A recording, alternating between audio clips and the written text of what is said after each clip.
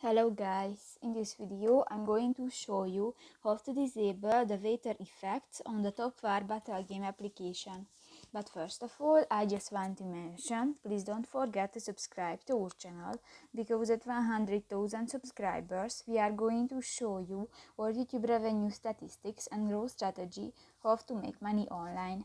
So let's jump into it. First of all, open the application on your device.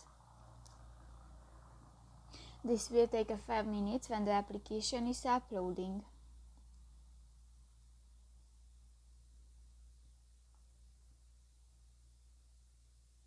Now click to the profile icon at the upper left corner of the screen and click to the settings button. Tap to the second option, the settings, and here you can find the waiter effects option under the priority selection, and if you want to disable this effect, just click to the next green circle and done. So that's pretty much it for this video guys. See you in the next one. Bye bye.